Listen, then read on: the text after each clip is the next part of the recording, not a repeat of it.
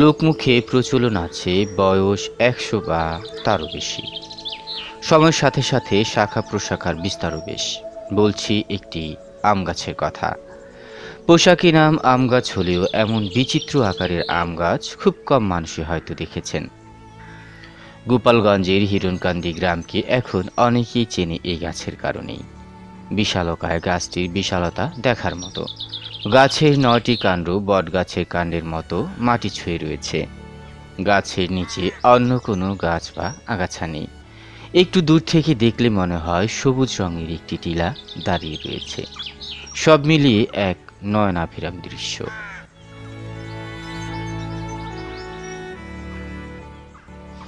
হিরণকান্দির এই গাছে একটা সময় প্রচুর আম ধরত।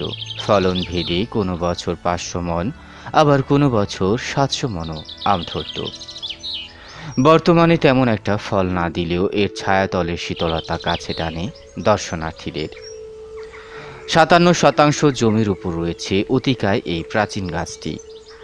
এর জায়গার মালিক এখন বাদশা শেখ। তিনি বলেন, দেশি প্রজাতির এই আম গাছটির আমাদের পূর্বপুরুষের কেউ রোপণ করেছেন। কে করেছেন তা জানা নেই আমার। আমার বাবা, আমার দাদাও এই আকারেই দেখেছেন এই গাছটি।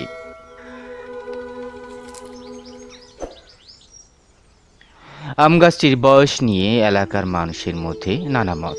কেউ বলেন এর বয়স ১০০রও বেশি, কেউ ১৫০, আবার অনেকেই আছেন বয়স বাড়িয়ে ২০০ ঘরে নিয়ে যেতে কসুর করেন না।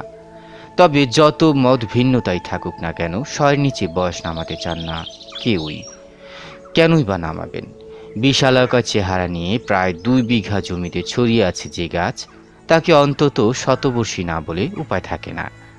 গাছটির পরিচয় তাই শতবর্ষী আম গাছ।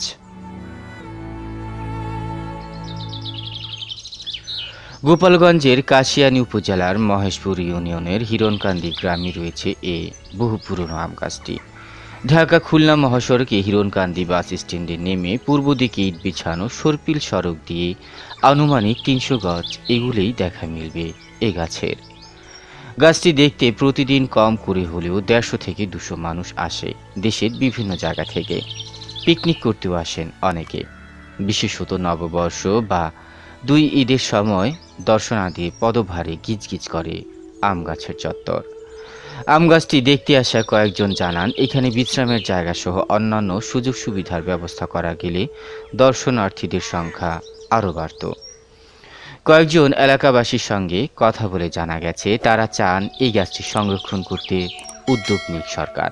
গাছটিকে ঘিরে একটি পর্যটন কেন্দ্র গড়ে তোলার স্বপ্ন দেখেন ওই এলাকার মানুষজন।